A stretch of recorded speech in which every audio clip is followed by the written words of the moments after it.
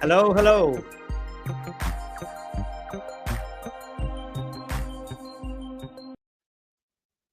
Hey, everybody. This is Mike Patel. Welcome to my channel, Home Savvy Central. I'm in Anaheim Hills, California. I was trying to rush to get to this live stream today, but I was running late because guess what? I just got a speeding ticket, and I'm not upset about the speeding tickets. What I was upset about was we were 4 or 5 cars going at the same speed, and the cop gave me a ticket. Maybe he doesn't like Tesla, but that's a whole new story. But hey, I'm glad to be here. We're going to talk about the topic today is there a housing crash in 2025? And I know this topic, we have talked about it a lot, not on just myself, but other YouTubers, other friends that I have. And the reason we talk about it is because that's the biggest concern when we talk to our buyers and sellers and investors and escrow people, title people, lenders, everybody. So that's why we bring up this topic, because it's important. People want to know what's going on. Um, so to help me with the topic today, I have a special guest. His name is James Walker. I'm going to bring him on live. I'll introduce you to him shortly. Let me bring him on stage. James, can you hear me? Yeah, I can hear you. Yeah. Hey, thanks for being on this channel. And as my guest, James Walker is a realtor. He's been in business going on 7th, 8th years. He's up in North Carolina near Fort Bragg. I guess there's a big military base there. And he's been in business. He's a very dedicated agent. He's also a YouTuber, takes care of his clients.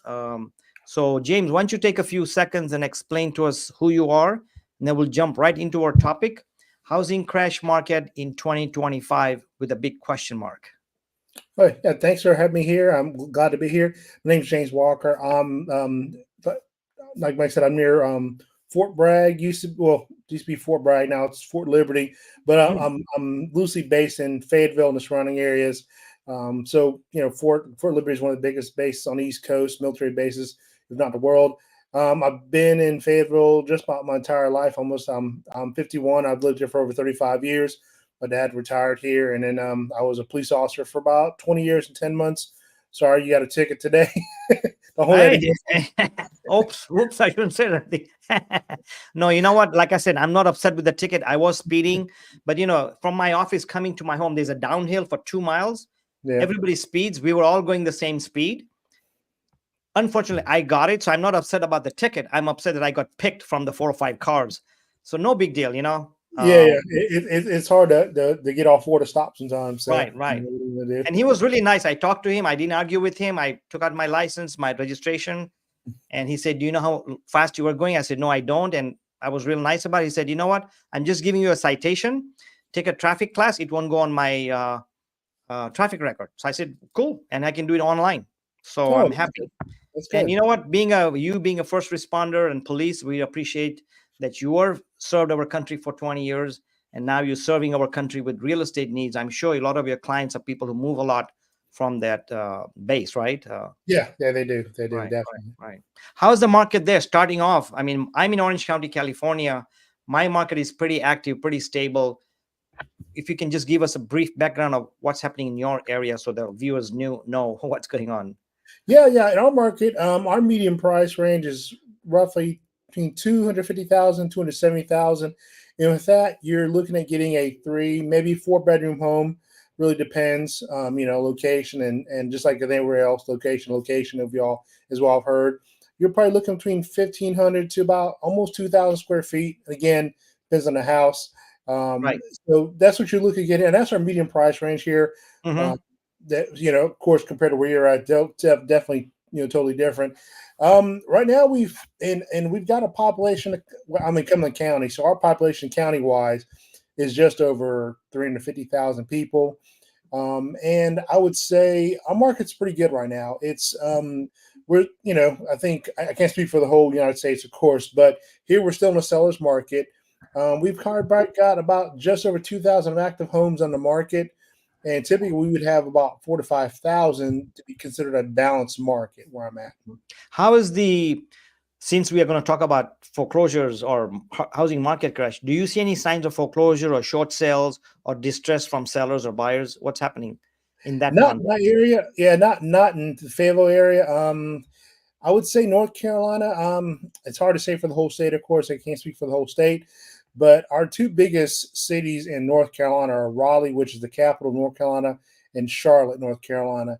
And from what I've got some agents, they're friends of mine in those two cities, Mhm. and they're not showing any signs that they told me, or we've talked about of it, being a crash or any kind of big influx of foreclosures. Mhm. Nothing Cool. that we've seen. So Right, right. Okay. Well, I want to give out an outline to our viewers. And these viewers, when I say viewers, we're gonna have live viewers, and then we're gonna have a lot of viewers after it goes on YouTube or other channels. So if you're alive, make some comments, ask any questions. We'll be glad to answer as much as we can. If you're watching this on a recording, feel free to comment below, ask questions. We'll be glad to answer your questions as well. Or if you have any concerns, I want to lay out the timeline we have today, what we're going to talk about and how we're going to do it so you understand and we'll follow that path. Basically, we're going to talk about, will there be a housing crash in 2025? We don't know, but let's talk about it. And some of the section I'm going to cover is, what are the buyer concerns if there's a foreclosure?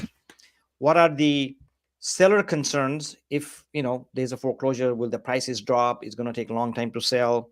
What are the suggestions we may make to the buyers and sellers? And then the other concerns we're going to talk about is, what are the market insights and predictions from the experts and from the gurus? And lastly, we're going to talk about final thoughts about what I might feel about the foreclosure, what you might think, or get comments from the viewers and what they think, because we sure like to have some comments. So let's jump right into it. And the first thing I want to talk about is the key buyer concerns. And James, you can help me out too. I'm going to mention the concerns with the buyers. Let's start with the buyers, then we'll jump to sellers. When it comes to the housing market, and these concerns get into problems and become challenging, and if the buyers stop buying, sellers will have to start dropping their prices.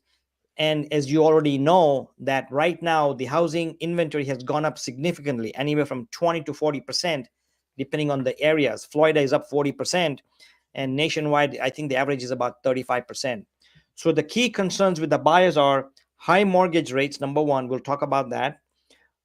Too high of home prices combined with mortgage rates. Buyers are concerned that they're overpaying, because if they paid over here, and if the market drops, then it's going to go down, and they may have to wait 5, 6, 7, 10 years for the market to come up, and they'll be stuck there. That's another concern. And then there is, if there's housing is a big GDP, housing is a big market. 17% over GDP is housing. So if the housing crashes, or we go into a recession, then the buyers are concerned about the job stability. What if I lose my job? I buy a house, it's a high price, I cannot refinance because the market price drops. So job insecurity is another concern. And then the tight lending standards is the next thing. So let's talk briefly, James, which of those do you think is the highest concern with the buyers, a typical buyer? I'd say typical buyer, definitely interest rates like you just mentioned. And and with the home prices, and just to give you a good example is I'm helping two different couples right now. We both are selling their home and they're upgrading. They gave one couple is got three young kids, and then so they had to upgrade from their smaller house to a bigger house. The same with the other couple. So help. We're under contract with selling their home and buying a new one. And, both were like, wow, we bought our house 5, 6 years ago at 3%, 2%, interest rate, because it was COVID. And right before COVID, the interest were on, 3, 4%. So now they're like looking at 6.5, 6.5. And they're like, wow, I'm paying more, which they expected. Hmm. They need more house because their family's getting bigger. But, that was their concern too, of like, what do we do here? They unfortunately had to, bite the bullet, and they're happy with their decision with their houses, that we're about to go under, that we're under contract for. But that was one of their main concerns too. I mean, just they're like, I want to upgrade, but I don't want to lose. I need to gain square footage. And that was their, like, one couple decided to buy outside in the county, which is a little cheaper. Taxes were cheaper, and they were looking at new construction, but they didn't buy new construction. They're pretty happy with their decision, so they're Hmm. happy, overall. But that was one of their Right. main concerns. So Okay. Okay. Now, of course, we don't have a crystal ball. We're not lenders, but based on you talking to sellers or buyers or lenders, where do you see the interest rates going in the next few months, pre-election and after election and before 2025? I don't see it coming down anymore right now. I think after election, it may drop some more depending on who becomes president, maybe. I know they just dropped it. Of course, a couple weeks ago, as you probably know, Federal Reserve dropped it. But from what I understand, a mortgage company anticipated this and dropped it over a month ago, anticipating this to happen. So it did drop. I don't see it dropping anymore before January. But like you said, we don't have a crystal ball and we can't see into the future. But I do see it, and not to get political here, but I think if Trump comes in office, I think it may drop some more. With Harris, I'm not sure. It may also. I do see it dropping with Trump, and not to get political, like I said, Right. it's just my own Yep. opinion. We're not going to go there. Yeah, exactly. Yeah. Yeah. Right. Okay, cool. Okay. Now, in your opinion, and based on your area, and of course, you only because you don't know my area, you don't know New York area, do you feel the prices are too high when it comes to buyers? When they're thinking, you know what, I should buy a house, they are too high? Or do you feel that in the next 2 years, they're going to go still higher no matter what? I think they're too high right now. Hmm. Yeah. So you expect a drop in prices in your area, or? I have already seen a little bit of it. We have, like I said, I was showing those couples and other couples too, and we're seeing homes on the market 40, 50, 60 days. And of course, just 6 months ago, and I just did a market update in my I do a market update every month. So we were just at 10, 15 days active days on market. Now we're up to 31. Hmm. So definitely, the numbers don't lie, as they say, and just showing people, and Right. we're looking at homes, and the buyers are asking me, hey, why is this house? The old saying of, I don't know if you heard it before, but it's kind of, if your house on the market too long, it's kind of like a dating app. The longer you're Yeah. on the market, the more people wonder what's wrong with you, and it's Yeah. like, nothing's wrong. For the most part, we go see the house, we don't see anything wrong with it externally. We can't look into the walls, of course, Hmm. but why are these houses on the market so long? So I think they're priced too high. Price too high. And we do our market analysis, our CMAs, our market analysis on Right. on every house, but we try and do our due diligence too for our buyers and sellers. And Right. we just quickly look, and I think as real estate agents, we're like, yeah, that's priced too high, or things like that. Like for instance, a house in my neighborhood, they didn't use me, but it's okay. Their house went on the market, and my wife's a realtor too, and she's Okay. like, it they had a list for 258, 4 bedrooms, 2.5 baths, almost 2,000 square feet. I said that'd be pending, and by the weekend. And I was right. Over Okay. the weekend it was Good. pending. And Okay. so it's I think if everything's priced correctly, right, we all want our sellers to to they list with us to get a get a good price. Okay. But in turn, I think they're hurting themselves if they try and go too high. Right, Uh, right. Okay. Well, like I Yeah. said, again, if you're watching live or if you're watching a recording, I'd like you to ask the audience this question: what's your biggest concern as a buyer today? So, if you want to drop that comment or make it later on, we'll answer those questions. And we want to understand what the buyers are thinking, whether you're from California or you're from Texas or you're from North Carolina or Florida. We want to know what's happening because we learn from each other. So let's switch some gears and go to the seller concerns. And the concern is, if there's a recession, if there's a foreclosure housing bubble, what would be the concern? And some of the key concern that I found out, and I did some research, went online. Here are the 3 or 4 concerns that the sellers has, and then James will discuss some of those with you.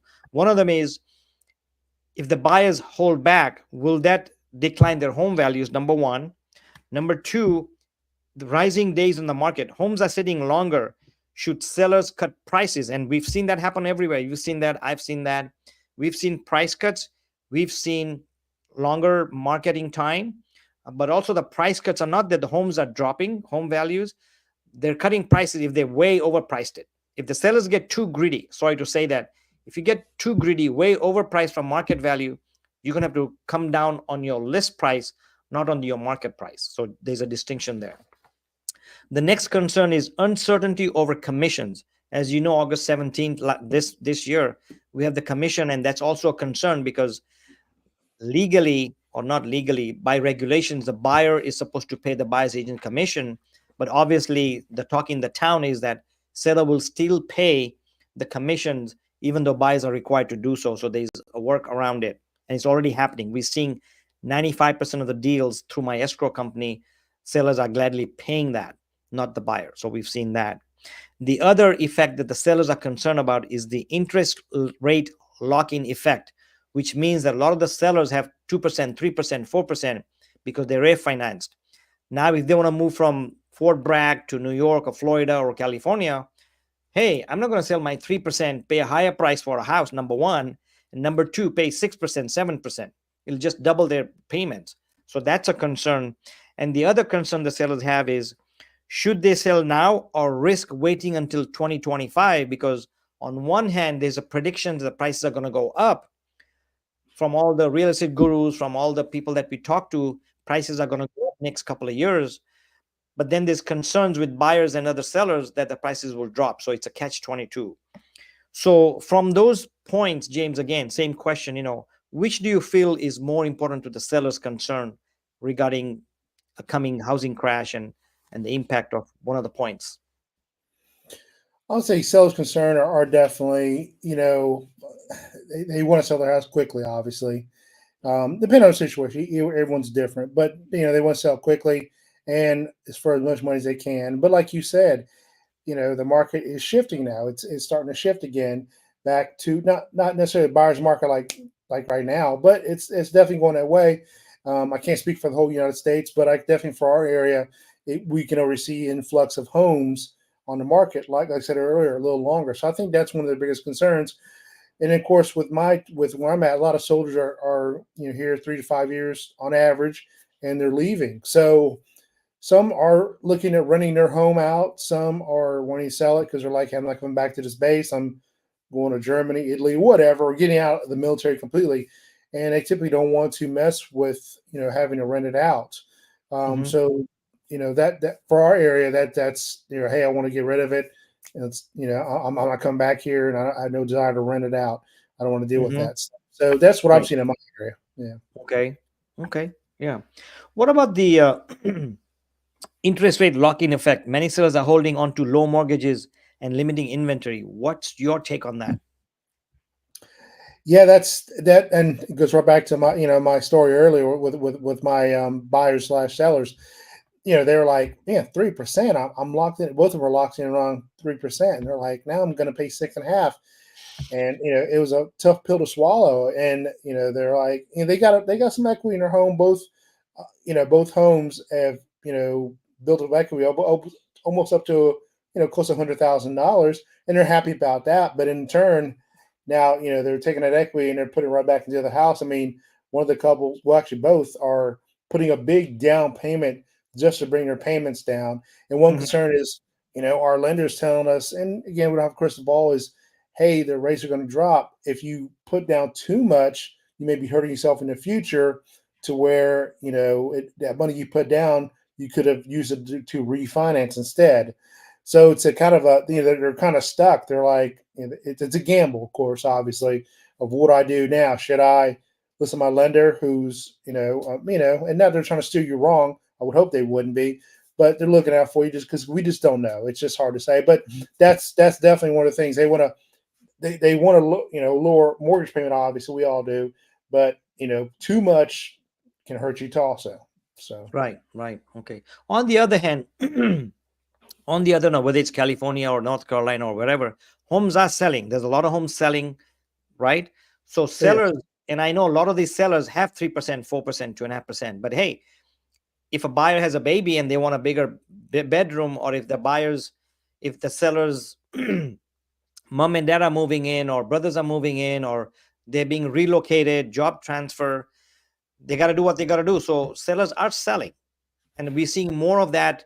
More sellers are moving or opting to sell compared to a year ago, where they said, hey, I'm not moving at all. Especially when the rates went up to 7.25, 7.75%, they were holding off. But now that they've come down to 6%, less than 6%, and they may go down less, I think there's more sellers popping out of their cocoon, quote, and willing to move that. So I think we're going to see some activity. The rate drop has helped quite a bit, not only to the first time buyers and regular buyers, because they can qualify where the other time they could not. And same thing with the sellers are saying, you know what, it's okay if I have 4% and go to 6%, but I was not okay if I go from 4 to 7% or Yeah. 3 to 7%. So, but hey, you got to move, you got a relocation, you got a bigger pay, bonus to move, or parents coming in, they're going to help you with the groceries, help you with the grandkids, help you drop them off at school, then it may be worth the extra $400 a month payment or $300 a month payment. Yeah, So, I agree, and yeah, definitely, and not to cut you off, but I think I don't know if you said it, and I think a couple years ago we heard that old phrase of "marry the house, date the rate."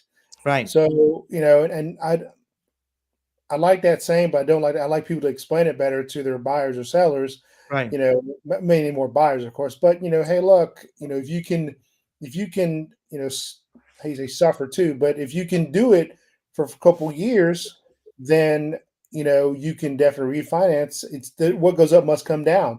If you right, can't do it, don't definitely don't be house poor. right, Definitely right, what you can handle, and only they know what they can handle or what they couldn't can't handle. But the rates will go down.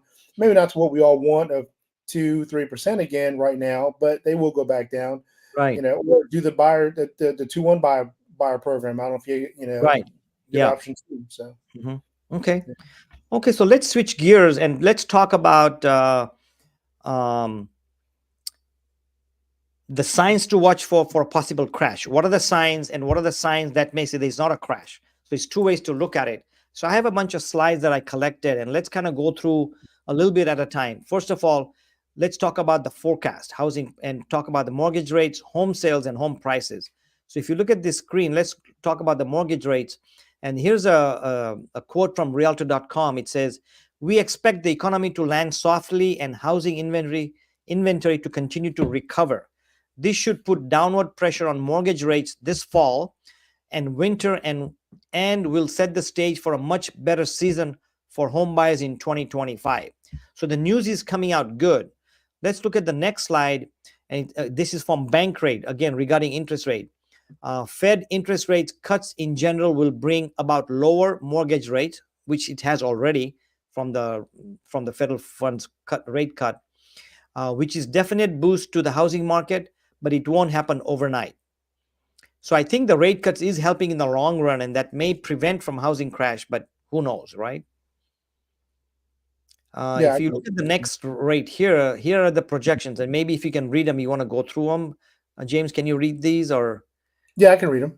if you Yeah, just want to for make a comment on these rather than me saying something, so yeah, yeah for quarter 2024, fourth quarter, Fannie Mae 6.20, MBA is 6.20, Wells Fargo 6.15. So an average of 6.18 for 2025. Down to 6%. For the beginning quarter of 2025. So you're looking at an average of 5.9. Roughly 6%. And then if this continues into next year, by the fourth quarter next year, they're saying 5.70, roughly average of all three, 5.68. And Mhm. I have had some clients already getting an interest rate of about 5.5, 5.6 right now. Of Right, course, credit is credit scores, and a lot of that stuff has a lot to do with it also, but they're already seeing that. So and I know every area is different.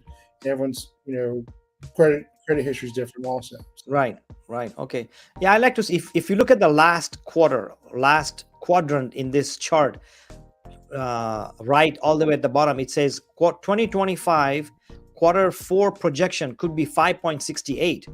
Now, if that happens, and of course it's dropping since in the fall, this year fall is going to drop, first quarter is going to drop, second quarter is going to drop, third quarter is going to drop. Of course, these are projections, and I think if that happens, it'll help the housing market versus hurting it. A lot of the buyers who are stalling will be able to buy, and a lot of the sellers who are lock rate, maybe 2.5%, and thinking, oh, I'm not going to sell, maybe selling. So this indicates that maybe there won't be a housing crash when it comes just to looking at the mortgage. Who knows? But that's the projections. So I think overall that's a good projection, and this is based on not just one projection. It's based on Fannie Mae, Mortgage Bankers Association, Wells Fargo, and I've seen other reports where the projections are they're going to be lower rather than higher mortgage rates, which will only help. Let's look at the next slide. Again, same thing. This is again the same forecast, mortgage rate projections.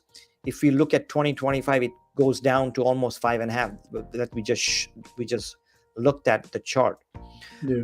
Lower financing cost will likely boost demand by pulling affordability crunched buyers off of the sidelines. This is a great quote because according to Wells Fargo, a lot of the buyers are hanging on, cannot afford to buy or don't want to buy at 6%, 7%. But if it drops, that's good news for all the buyers. Do you agree with that, James? What do you think? Oh yeah, definitely. I think most of everyone's on the fence right now, and they're just waiting for it to get a little lower, and they're probably waiting for after the election season too. You know, and with the holidays coming up, we always see a slow time.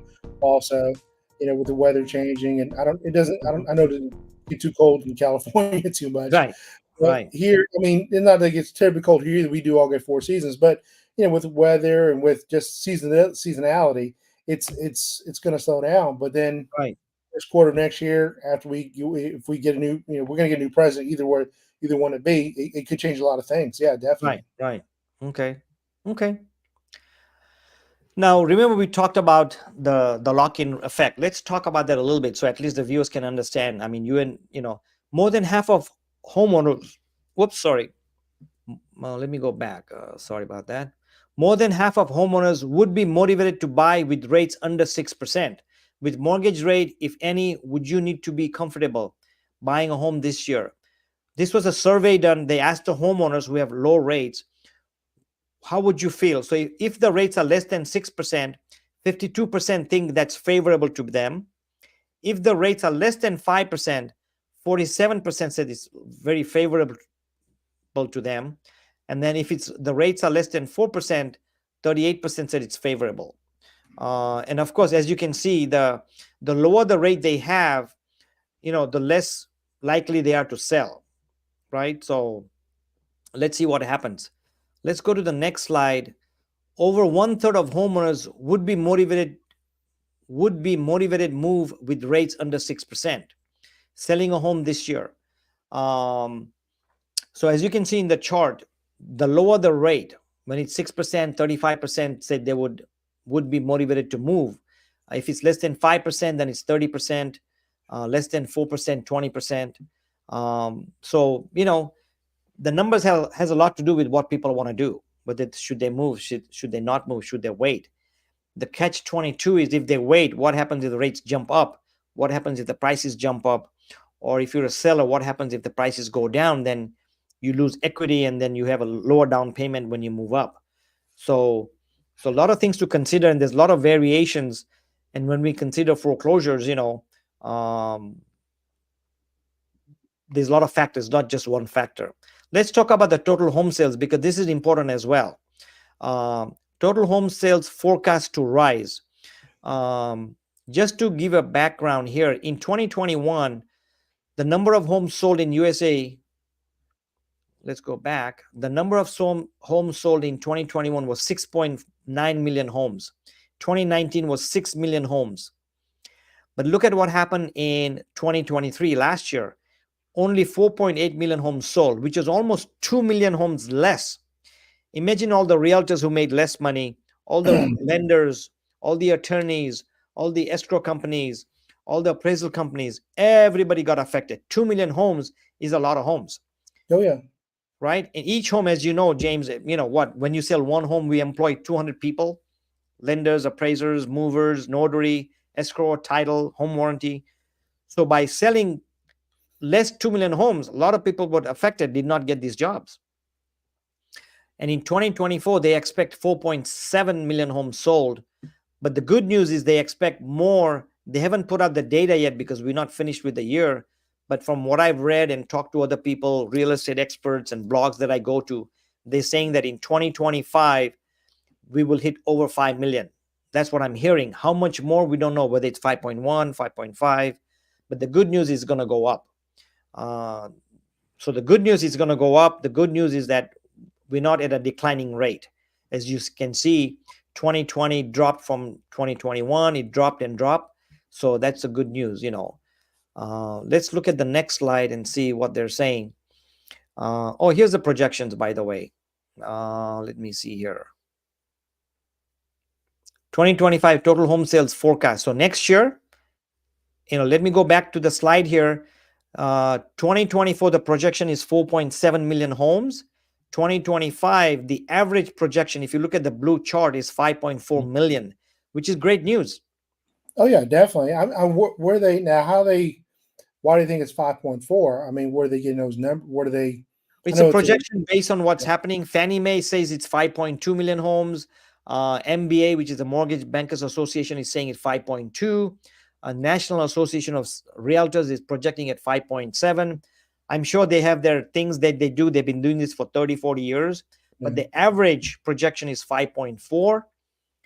I mean, I don't know the algorithm they use, but I'm sure they have their system. These guys don't just put it out. Yeah, I understand. Of course, a lot of times it's like the election polls, right? I used to look at them. I don't look at them right now, but hey, they're predicting, hey, red is this much, blue is this much, blah, blah, blah. Between 30 and 50-year-olds, white males is this much. Between 40 and 60-year-old black males, they have their system. They have the algorithm. So I'll buy that. They've been doing. It's like you and me. How do we come up with a CMA? We have our system, right? One of my friends just called me and say, hey, my brother-in-law wants to sell his house. He's up in the Thousand Oaks area, which is about 60 miles from here. Can you give me a price range, what I can tell him he can sell? And I gave him, he's going to sell around 1.7 based on my algorithm. So I know a little bit of what I'm talking about versus a regular buyer. So I haven't heard from him back yet, but I'm sure I will, So going back, they have their system to answer your question, This is from Business Insider. This is, waiting until next spring or summer should also give you more inventory to choose from, but you'll likely be up against greater competition since it's the peak buying season. What they're trying to say is you may want to wait. You'll have more inventory, but be careful because one, the prices may go up.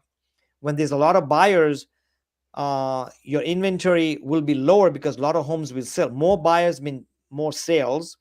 That means there's multiple offers. In fact, I just showed a house yesterday, 1.3. It's a cosmetic fixer. The seller died in the house, so the kids are selling it. And I showed to this lady, a good client of mine. She texted me today, hey, I'm thinking of writing an offer. What should I write it at? Guess what I did? I texted the agent, say, hey, I just showed the home. The house has been on the market for 3 or 4 days. Do you have any offers coming in?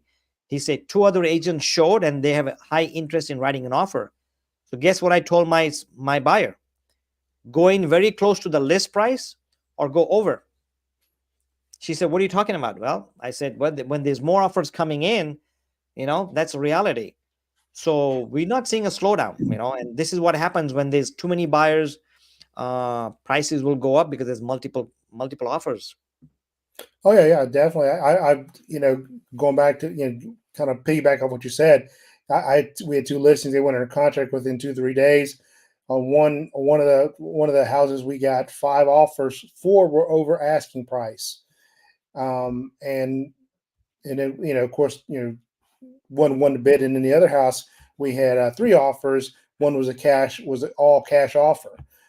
So definitely, yeah. I mean, if the house is priced right, priced correctly, and it's a good looking house, and we always say move-in ready, and turnkey property. Yeah, I mean, definitely, you got to price it right.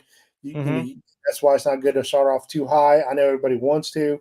I know we keep going back in a circle to that, but it's not always. It's yet they have to look at. I always tell sellers, look, your mortgage is, we'll say, $2,000 a month, and is it really worth it if we're on the market again for another 30 days? Now you're paying your mortgage again, and now it takes 30 days to close on home, 34 days close on home, depending on what area where you're at. For us, 30 days.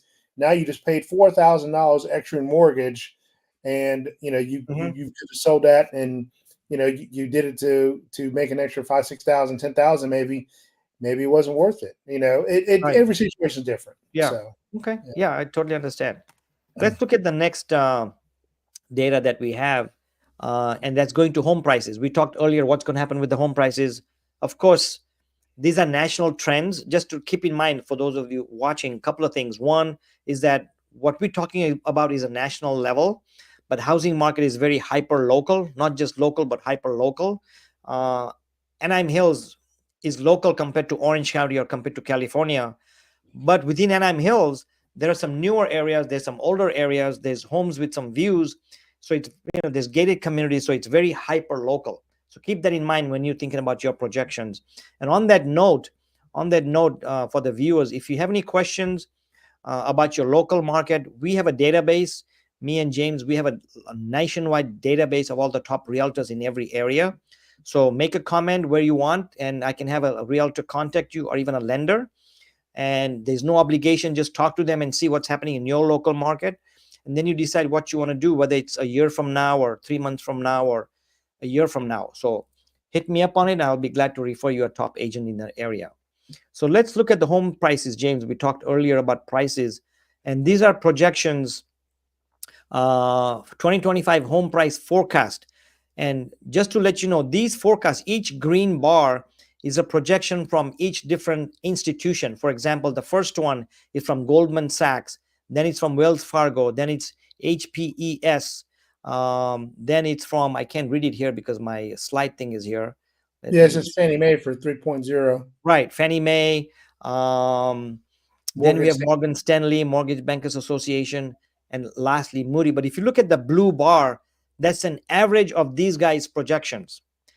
And guess what? The projection is that it's going to go up 2.6% from 2024.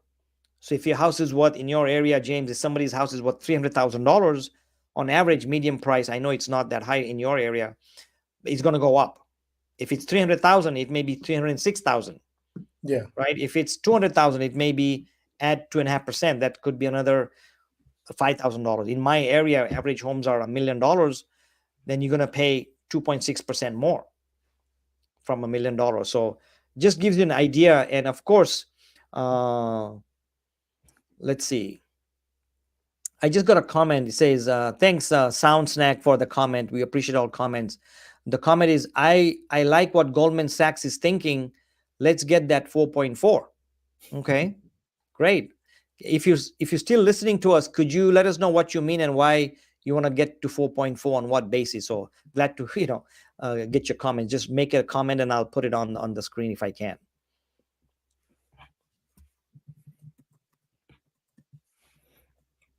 And if they do put a comment out, we'll wait a few minutes. But Yeah.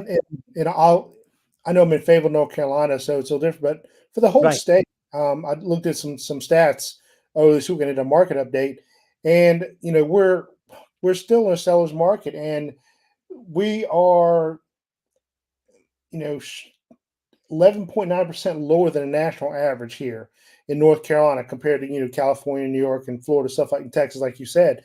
So I don't, our for the whole state of North Carolina, other than Raleigh and Charlotte, just because they're bigger cities and the home prices there are 400,000 to 500,000 on average. It's kind of an even flow, right? It's kind of even. It's kind of a stalemate. It's not nothing too crazy. One thing I have seen, at least in my area, is we got a lot of new builds going up. So we got a lot of new construction going up, Okay. and I see the new construction people taking a little bit of a hit to where they've had to lower their prices.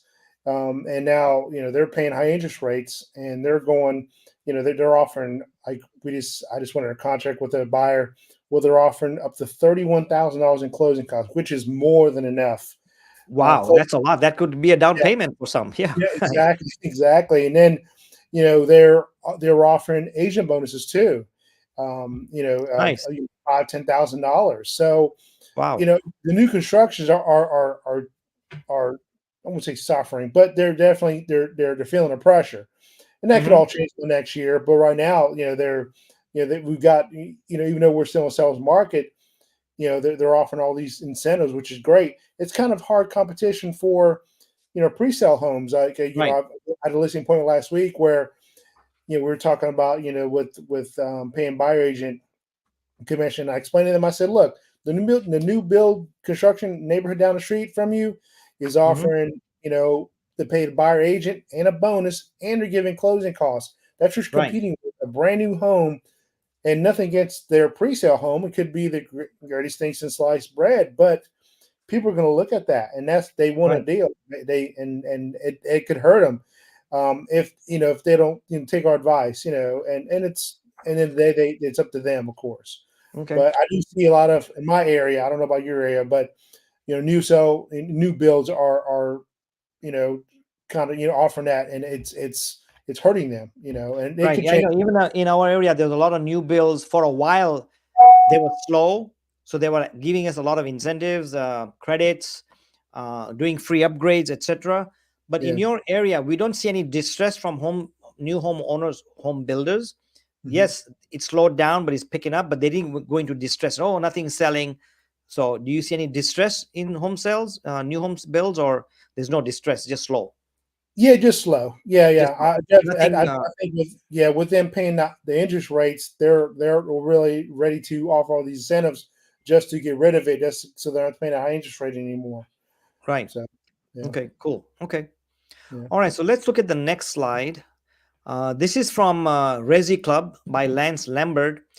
Even if the average national home price forecast for 2025 is correct, it's possible that some regional housing markets could see mild home price declines, while some markets could see elevated appreciation. That has been, after all, the case this year. Like I mentioned earlier, perfect timing. The market is hyper local, and then hyper local. So, let's talk about some of the areas where the market is slowing down. I know that in my area, I don't see a slowdown in my area. When I say my area, I'm talking about Orange County, California. We are seeing home selling within 10, 15, 20 days, definitely within 30 days, right? It used to be 21 days last year, but so that's a good news. Homes are selling very close to list price.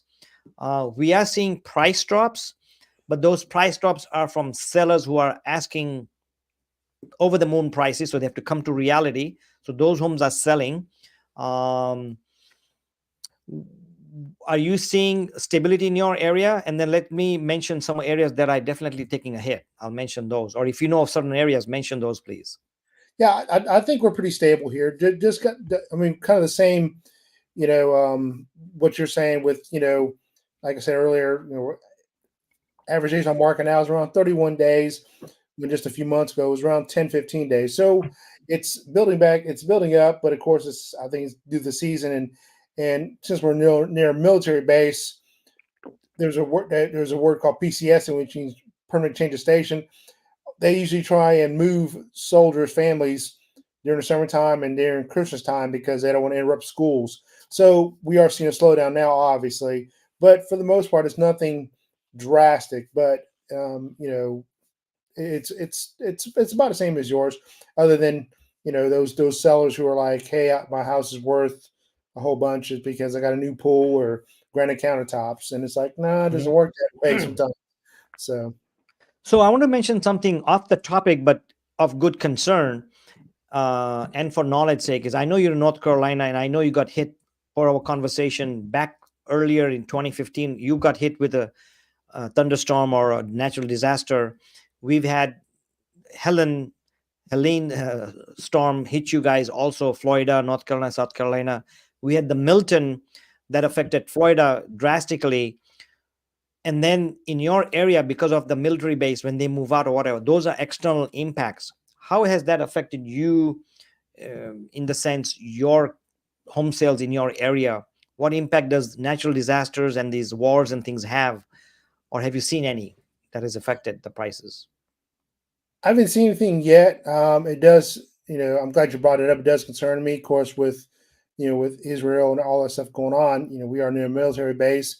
They could end up sending, a bunch of troops over there to help out, which if they do or don't, that I know we're a superpower country, so what that's what we're here for, here to help out. But yeah, Mhm. it could take a hit. I've not seen it yet personally.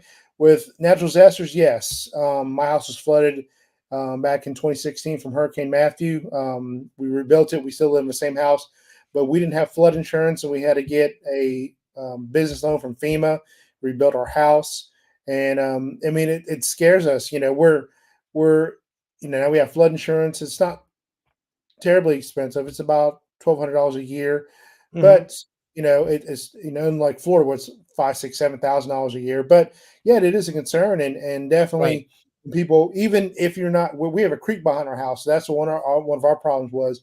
But I know people who were nowhere near a creek or a lake or river or Right. anything, in the flash floods, and just all that rain just built up and Hmm. flooded their house. Wow. Okay. Yeah.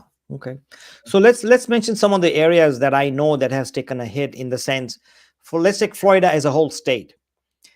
And I hate to talk about an area that got hit with the natural disasters, but this has started happening last year. We had floods. We have those HOA disaster where the whole building fell down, and the state got on their case whether it was not monitored or things were not permitted up to par. So what happened with these disasters and things happening is the insurance rates skyrocketed. Number one, so a lot of the sellers or homeowners could not afford the insurance rates because not only did they double, but they quadrupled or 5 times more, 6 times more. That's question number one. The second thing that happened was the HOA's insurance went up too. So I read about an article about a lady. She's been there for 25 years in this high rise complex, condo complex, high rise, Ocean View. She's been there for 25 years. She's on fixed income, social security income, but she paid cash when she moved in. Prices have gone up and up and up, everything, and she can barely make a living right now. Luckily, her house is paid off. But last year, her insurance went up, her property tax went up, number two, and HOA went up. So she said, my payment, and I'm giving you an example, it quadrupled. I can't afford it. She's ready to leave the house. I have no other income. I'm single. The lady's single, no income. She cannot go work. She's 70 years old. She may lose a house. But the problem is, she goes, in my complex, because the prices are so high, there's 3 condos for sale and they're not selling. Because why would a buyer buy if the HOA doubled, insurance doubled, property taxes doubled? So nobody's buying. So even if I want to sell the house, I'll get lower price. So overall, in Florida, there is a lot of vacant homes that are not selling, a lot of homes that are not selling, period.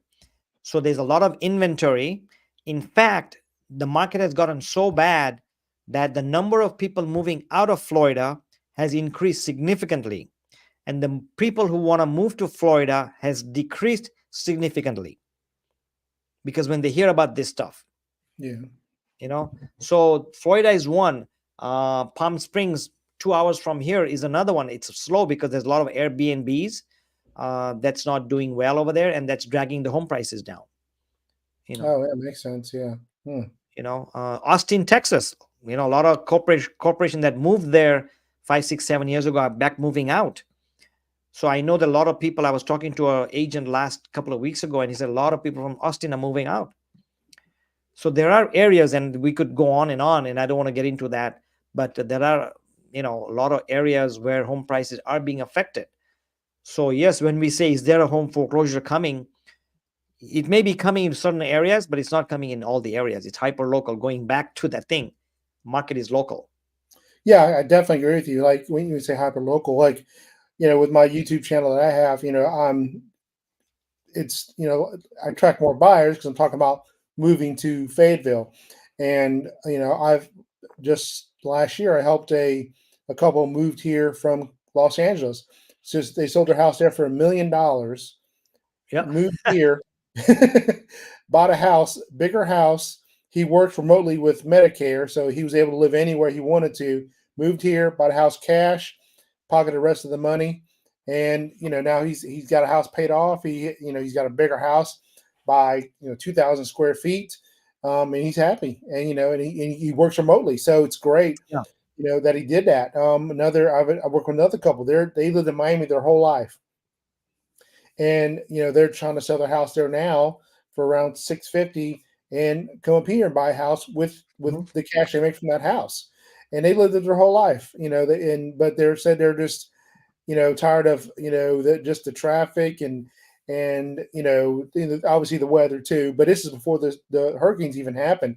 I've been helping them for Right. about months, and their house has been on market for quite a few weeks, and they still haven't sold yet either. And this is Right. Miami. I don't know the market in Miami, but they're pretty confident it's going to sell quickly. Or Right. so that's cool, Yeah. between their Okay. agent. But yeah, I've definitely seen it too. I mean, North Carolina, we're I think let me see, looking at that, yeah, we're 11.9% lower cost of living affordability for homes than Mhm. most states. So, no one's seen that yet, but I mean, I see more important, more and more people will see it. So Right. Okay.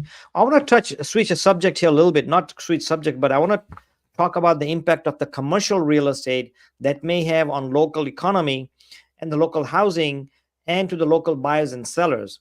So I just want to mention some of the things, and I don't know how much impactful they are, but these are some of the things that has to be considered. So over 2,600 retail stores closed in the first 4 months of 2024. 2,600 retail stores nationwide, contributing to rising commercial vacancies.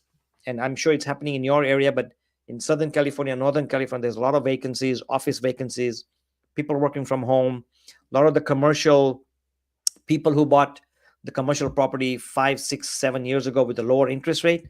Now they're adjusting because commercial rates are not fixed; they're usually adjustable, and those are ticking in, and they have to refinance. So if they had a 5%, now they have to refinance at 7%. So that's a big impact. But let's look at some of the closures that happened that I mentioned earlier. The Family Dollar stores nationwide, 620 stores are closing, right? wow. CVS stores, these are large pharmacies, usually in prime location, prime cities. Over 350 stores are notably closing nationwide. That's a big impact. Yeah, Seven definitely. Yeah. stores, 272 stores, 7-Eleven stores are closing. Wow, a store like 7-Eleven, that's huge.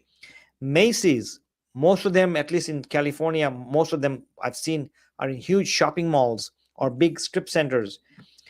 51 stores are closing. Macy's stores are closing. Huge impact. And Foot Locker, which is also nationwide chain of shoes, 36 stores are closing. And these are just some of the things that I found out about it. That's a huge impact because what happens is when these stores close, number one, the commercial people who own don't get their fees or rent. That's a big impact. So many people who work in these locations. I mean, I don't know how many employees each Macy's store employ, but I'm sure it's in the hundreds. So all those people lose their jobs. So if I have a house, I just bought a brand new house at 6.5%, I could barely make the payment when I bought it. Now I lose a job. What am I going to do? Yeah, yeah, So the definitely. impact is coming. So it is scary. The earlier slides show everything going up, interest rates going down, home sales going up, home prices going up, number of home sales going up. But when you hear about these things, a lot of people are losing their jobs, and that's scary. How much can unemployment take them? 3, 4, 5 months? You know, have you heard something commercial happening in your area that may be affecting? Uh we did a little bit, but we got an Amazon warehouse built here about 2 years ago, and for the past year it was just empty, and we were wondering what's going to happen. They finally got it, fulfilled, and got their 2,000 employees in there, so now that's okay. But yeah, for a lot of restaurants here, Fayetteville's not a big city. We got 200,000. The Fayetteville city itself population about 200,000. So but I've seen more restaurants close down. Every time I turn around, there's another restaurant closing down. We Joe's Crabtree just closed down. I saw Red Lobster closed down. Sears in the mall closed down, but now they turned into a Dave and Buster's, little arcade place. So you know, Sears of course went out of business. But yeah, I have Maybe you seen. went out of business 6 years ago. I'm surprised it's still around. Yeah, yeah. So was I. I think because we're such a small city compared to most, it still was trying to hang in there. I think it was Mhm. one of those last ones, kind of like I heard that they closed the last Blockbuster about a year ago, which is Okay. I'm Right. surprised they're still around.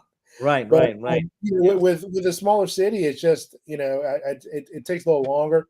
But yeah, I definitely with my own eyes, and it's just in the town, I've seen a lot of more empty buildings, and it I think with Amazon and Walmart, everything being delivered to your house now, it's Hmm. just so more convenient. I mean, I take, I do it also. I'm not gonna lie, order from Amazon probably every day, just about.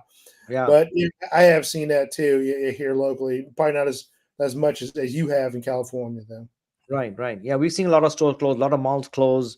Yeah. Malls are a dying breed over here. A lot of them are hoping to convert to housing Mm. or offices because nobody's in the mall. I mean, in Orange County, there's 5 or 6 malls. I haven't gone to any mall in years. There's only Oh yeah. one mall I go to, which is the South Coast Plaza near the airport, which is a surviving mall, and there's activity there, there's traffic there. But you go to all other malls, there are dead traffic, empty shops, low inventory in the shop, so you don't want to go there. So they are taking a hit, So Yeah. let's look at one or two more slides regarding the decline, and then I want to mention something about housing market recession and price declines. But let's go to this. This is according to CoreLogic. I use them a lot. It's a data center for real estate. Currently, economic projections for 2025 are also positive, which points to a positive outlook for the housing market. Um, the next slide is, of course, I'm not going any further, but no one can give perfect advice, but you can give expert advice. So let's leave it at that. Let me read another research that I did. Some of the thing that indicates a negative viewpoint of the economy, and it says here, this is according to the housing market recession and price declines. Existing home sales are at their lowest level since 1978.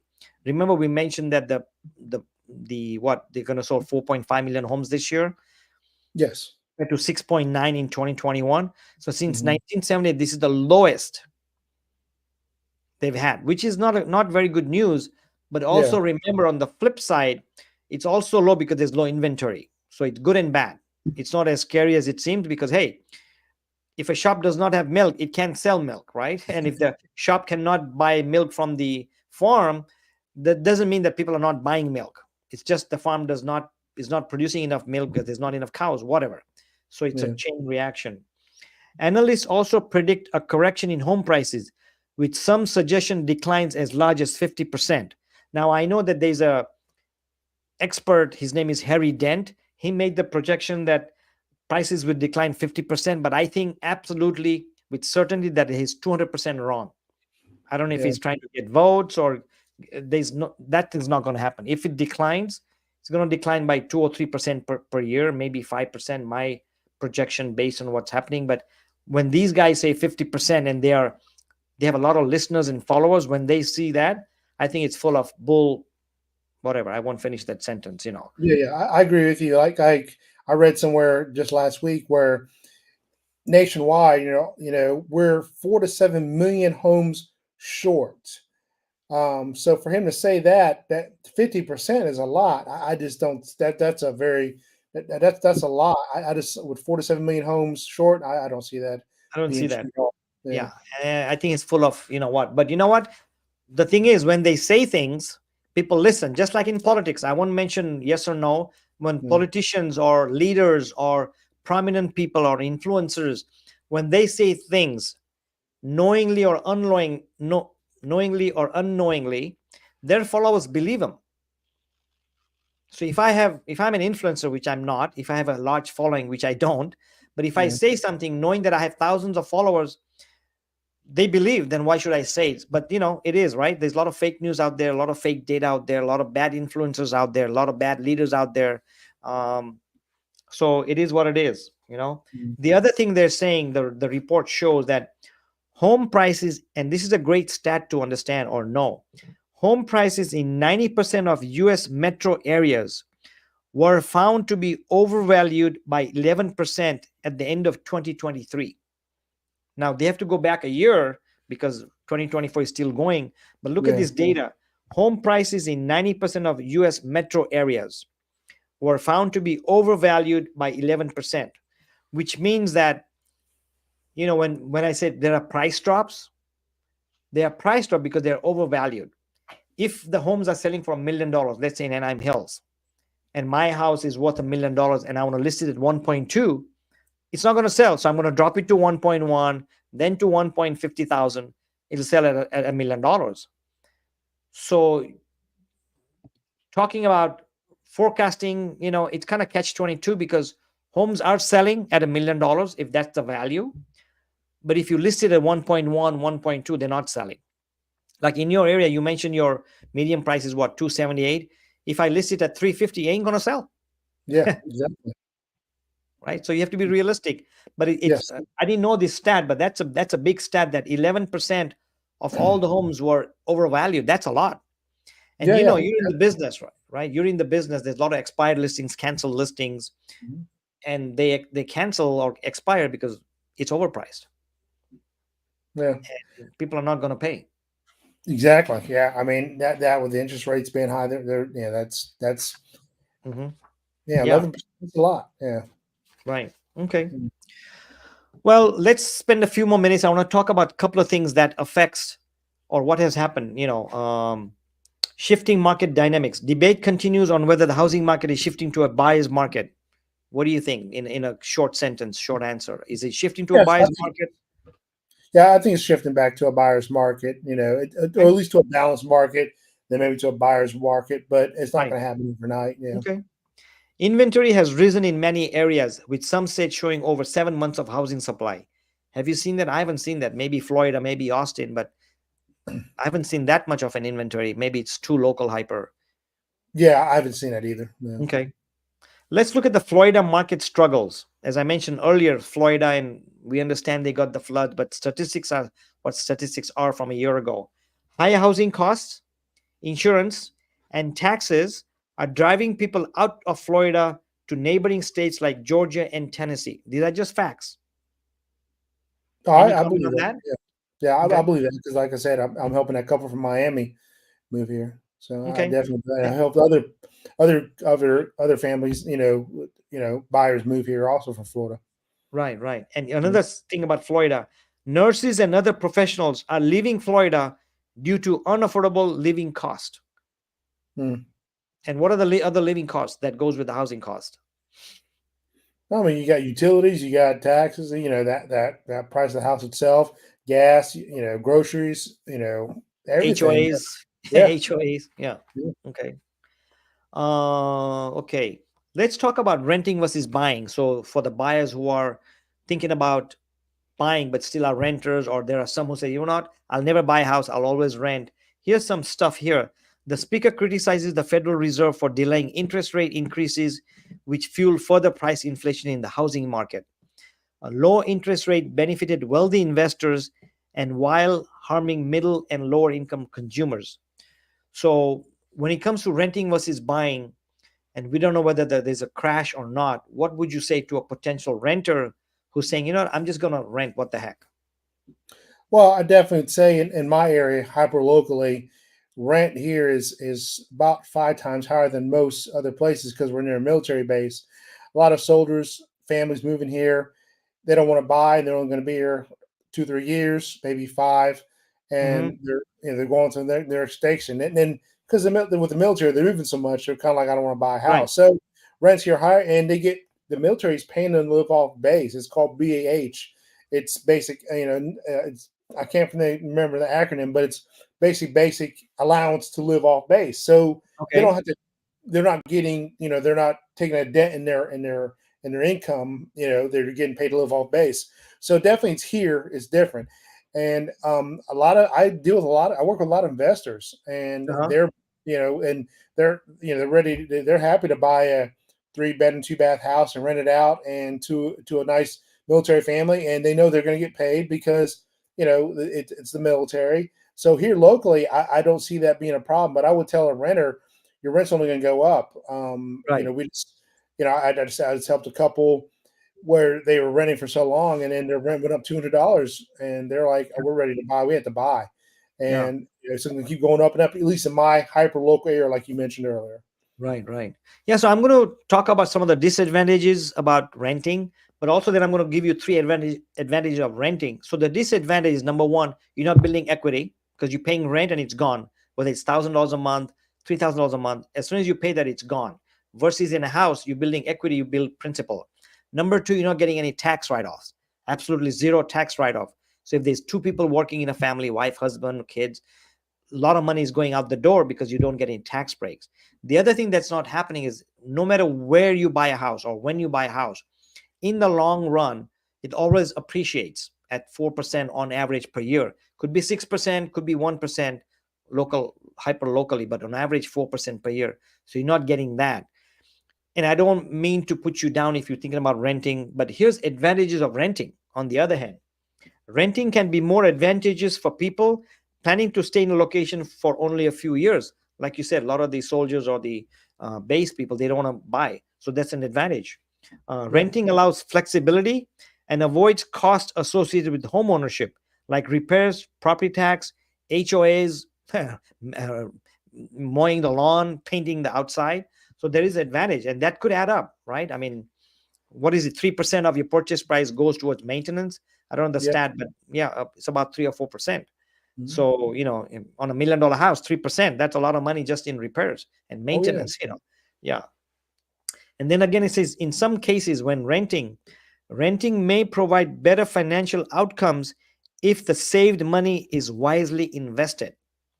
I have a lot of friends and family who invest in stocks and bonds and do shorts and options and things. So if you're getting a good rent, 2000 a month rent versus paying 3000 on a mortgage, if you take the difference or whatever you save on HOAs and utilities and other maintenance costs, if you take that money and put it into a SEP IRA or IRA or Roth IRA, or collect it and invest in other stocks or properties, that's an advantage if you do that. It's not an advantage if you don't. So, those are the advantages of renting. And of course, there's always disadvantage. And going back to foreclosure coming or not, who knows what's going to happen? The prices may be up, interest rates may be higher. So if you're thinking about buying, timing is always a tough one. Don't chase the market, right? Yeah, So, I agree. Yeah. Yeah. yeah. I mean, and it's hard to say for the whole nation, foreclosure wise, but with the stat I gave earlier, we're being $4 to $7 million homes short, this, from 2023. I just don't see that. I don't see a market crash. You got to have no inventory. Where right now we're still in a seller's market for the most part nationwide. Right, You can't have a crash if you've got no home. If you don't have a whole bunch of home, you don't have inventory. It's right, basic economy 101. Supply and demand. right, So right. Okay. yeah, Okay, with that, I mean, to conclude this, and thanks for all that for being here. But is there a recession coming? Based on the numbers, I personally don't think so. But natural disaster, uh, election results, interest rate jumping, recession coming in, job, we don't know what's going to happen. So I think the best to wait till January and see what's going to happen. But me personally, I'm going to put it out there. I don't see a recession coming or a foreclosure coming, not at least in 2025, maybe 2026, but not in 2025. Your last comment, James. yeah, I agree with you. I don't see a recession coming in 2025. Like I said, we just don't have that inventory there. I don't see it happening. I don't even see it happen for 2026. I don't see us getting an influx of that much inventory in a year. Mhm. Um, I just don't see it happening. So I agree with you. Right. And let's not forget, all the homeowners have lots and lots and lots and lots and lots of equity. So even if they Yes. lose their job and even if they cut their prices, it's not going to foreclosure. It's not going to short sell. Lots of equity in there. So with that. So Yeah. anyway, thanks for watching, everybody. I'm here at 4:30. I changed my time. It used to be 2 o'clock on Mondays. I switched it to 4:30. That was a better time, and a lot of the viewers complained that I switched to 2 p.m. So I'm back to 4:30 Mondays, California time. Thanks for watching. If you would like a certain topic to be discussed, let me know. Make comments, subscribe, and we'll see you back here again. And James, thank you so much for coming on. Yeah. Thank you for having me. I appreciate it. Thanks all. Okay, bye bye.